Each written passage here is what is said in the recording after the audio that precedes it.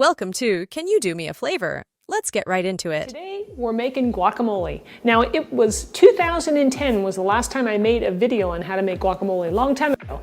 And I've since changed my recipe just a little bit, although that original one, and I'll leave a link for it in the description, was very good, and I still make it sometimes that way. It just depends on my mood.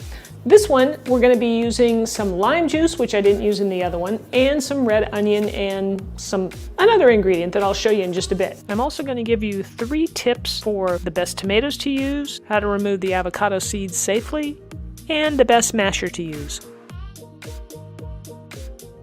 So I've got a technique for you that I'm going to be using the lime juice and the onion together, a little bit different than normal. My son brought this to my attention, and I'm going to show it to you, and I think you're going to love it. This guacamole is delicious, it's full of flavor, and it's healthy. I'm Rockin' Robin, and I'm going to show you how to do it right after my chef joke. How do robots eat guacamole?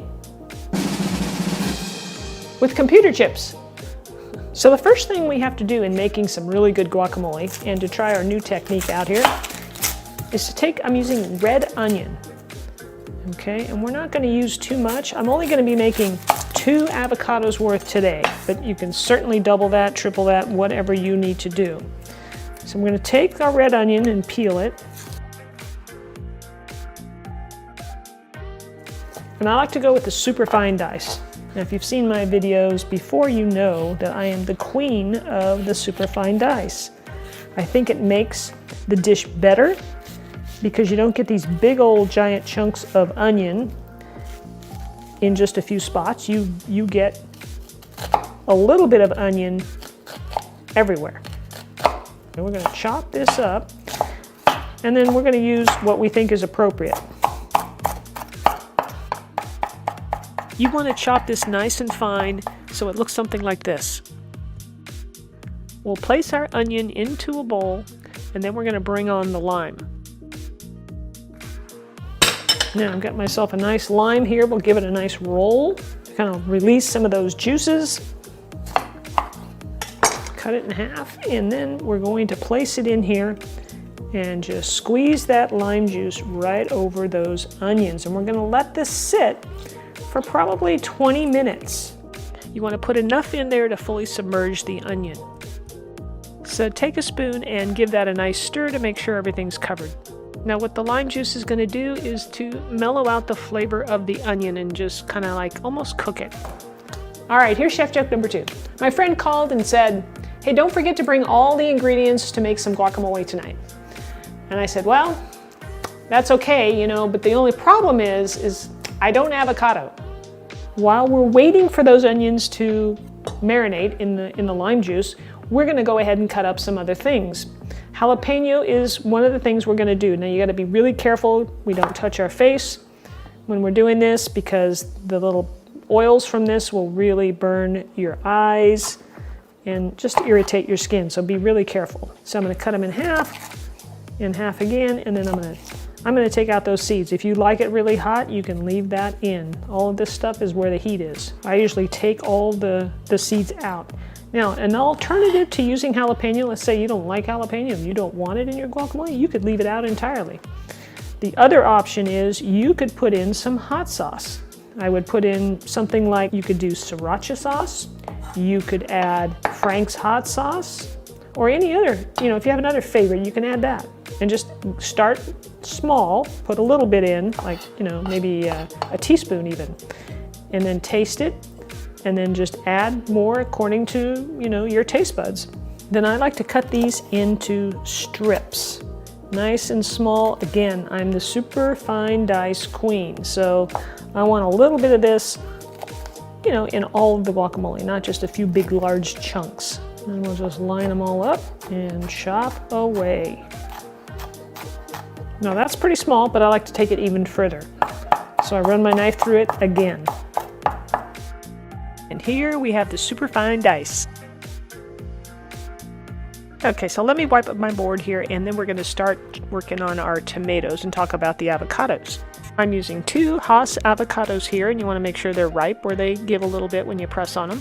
The next thing we're going to prep up is some tomato, and the ratio to the avocados and the tomatoes is usually about 2 to 1. Now that's going to vary because, well, we don't know what we're going to get when we open these avocados, right? Half of it could be spoiled, but anyway, you get the idea.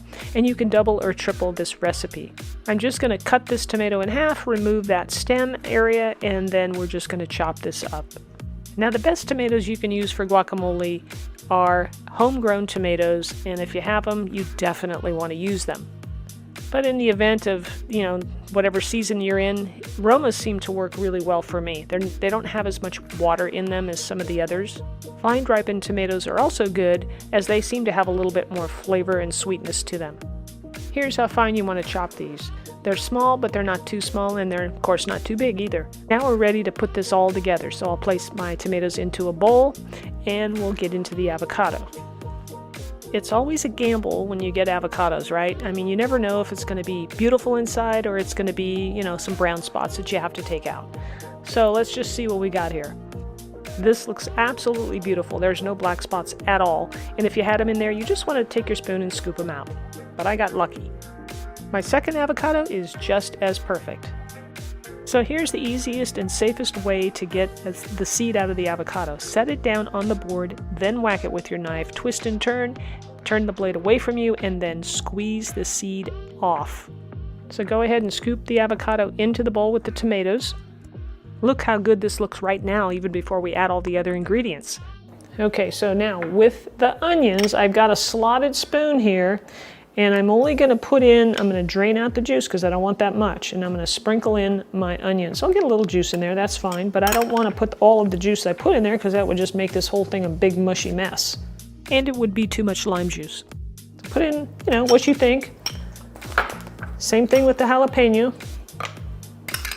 A couple of good tablespoons each should do it.